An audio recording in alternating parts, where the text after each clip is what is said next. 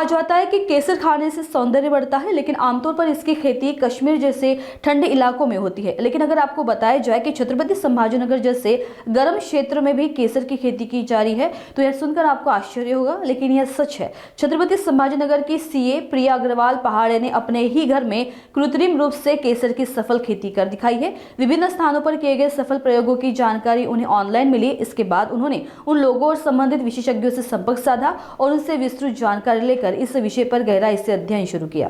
Basically याचे 3 stages असतात। एक फ्लॉवरिंगचा असतो, तो ऑगस्ट टू नोव्हेंबर मिड पर्यंत फ्लॉवरिंगचा सीझन चालतो। त्याच्यानंतर नोव्हेंबर टू मिड एप्रिल वगैरे याचं मल्टिप्लिकेशन होतं। जसं आता तुम्ही बघत असाल, मी एक माती तयार केलेली आहे। ही माती आपल्याकडची वेगळी असते आणि काश्मीरची वेगळी असते। ते जे बिजाणे असतात ते याच्यात जातात, स्वतःला मल्टिप्लाय करतात। म्हणजे काय, तर एक मदर कॉम मल्टिपल डॉटर्स देते। ही मट्टी काश्मीरची एकदम वेगळी असते, म्हणजे त्याच्यात पाणी साठवून नाही घेत किंवा तिथले न्यूट्रिशन वेगळे असतात। तर आमचं आता त्याच्यावर काम सुरू आहे की तशी माती तयार करायची। त्याच्यानंतर एप्रिल ते मिड ऑगस्ट पर्यंत ते डॉर्मन्सी म्हणजे सुप्त अवस्थेत जातात, आपली एनर्जी साठवून घेतात। मग ऑगस्ट नंतर सेम सायकल रिपीट होते केसर हार्वेस्टिंगची। तर आता माझा फर्स्ट केसर हार्वेस्टचा जी प्रोसेस आहे ती सक्सेसफुल झाली आहे। आता माझं मल्टिप्लिकेशन वर काम चालू आहे। जर इथे आपल्या मातीत व्यवस्थित जर डॉटर बल्ब आले आणि हेल्दी झाले आणि त्यांनी पुढच्या वर्षी आपल्या मातीत तयार झालेल्या बल्बने फ्लावर दिलं, म्हणजे हा माझा पूर्ण प्रोजेक्ट साधारणतः सक्सेसफुल होईल असं मी पकडेल। मग मी याला मोठं करण्यात किंवा दुसऱ्या लोकांना यासाठी ट्रेन करण्यात विचार करेल। केसर आणि डुप्लिकेट केसर कसं ओळखावं किंवा बाजारपेठेत जो केसर असतो तो कसा असतो? भरपूर गोष्टी असतात त्या ओळखण्यासाठी। एक एकदम सोपा उपाय आहे, जर आपण पाण्यात केसर ओरिजिनल केसर टाकलं आणि बाजारातलं टाकलं तर ओरिजिनल केसर जो असतो तो सोनेरी कलरचा पिवळा रंग सोडतो आणि तो खूप हळूहळू सोडतो। जर तुम्ही बाजारातलं टाकला तर तो लगेच ऑरेंजिश कलर सोडून देतो। आणि ओरिजिनल केसर कडवट, म्हणजे जर तुम्ही जिभेवर ठेवलं ना तर ते बिटर टेस्ट असते त्याची। तर म्हणजे असे वेगवेगळे मार्ग आहे जेणेकरून आपण त्याला हे करू शकतो। बाजारपेठेत मिळणाऱ्याची किंमत काय असू शकते ना आपल्याकडच्या केसरची काय किंमत असणार? बाजारात पण जे ओरिजिनल आहे ते 700 टू 1500 काही जाऊ शकतो, ऍव्हरेज 1000। आणि जे इन जनरल मिळतं, मी 300-400 लाही ऐकलंय, पण मी ऐकलंय की जे आपले कॉर्न वगैरे असतात भुट्ट, त्यांच्या केसांनाही कलर करून मिळतं किंवा भरपूर भेसळ होते। आणि मी जितकं इन्व्हेस्टमेंट केलंय किंवा जेवढी मेहनत याच्यात आहे त्या हिशोबाने ते 300-400 पर ग्राम मिळणं सोपं नाहीये। 150 फ्लॉवर मधनं 1 ग्राम केसर निघतो। काय सांगाल, आपण केसर ही शेती छत्रपती संभाजीनगरमध्ये करताय। ही जी शेती आहे ही तर उष्ण प्रदेशात होत असते, तरी आपण या ठिकाणी केलेली म्हणजे आपल्या काश्मीरमध्येच होते। आज आपण छत्रपती संभाजीनगरमध्ये करताय, कसं सुचलं आपल्याला? मी याचं थोडंसं बघितलं होतं इंटरनेट वगैरे, मग नंतर रिसर्च केलं, भरपूर याच्यावरती अभ्यास केला, ट्रेनिंग्स वगैरे घेतल्या। मग हे म्हणजे छान वाटलं, काहीतरी वेगळंही होतं आणि जे काश्मीरमध्ये होतंय ते आपल्या इथे करण्याची कल्पना सुद्धा खूप भारी वाटली।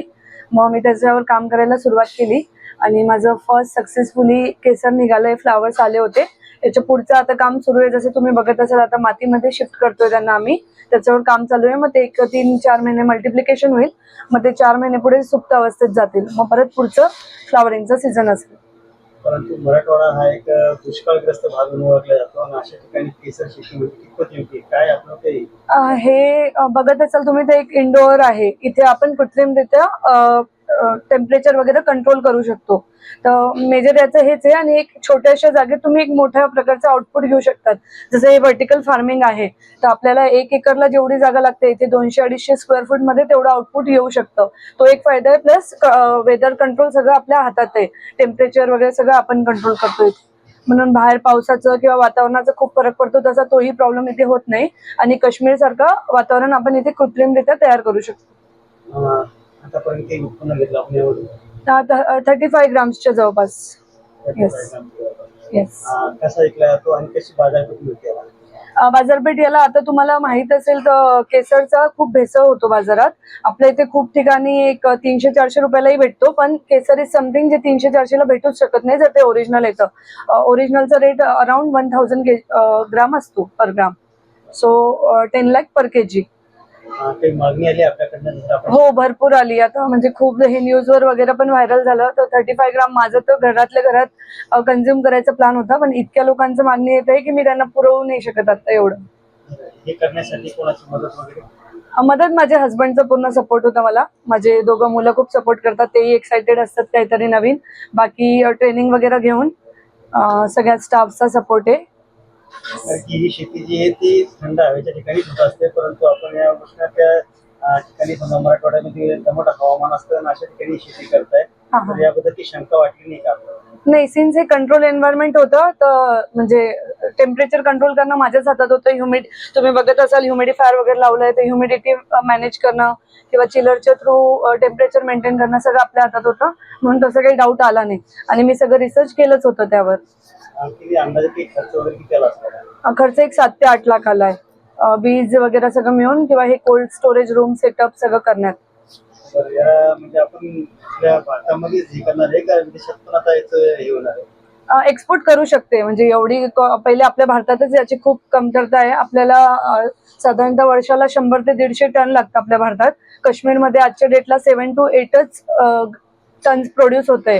तर आपल्याला म्हणजे काश्मीर आणि आपण मिळून आपल्यासाठीच बनवू असा तरी आता माझा प्लॅन आहे.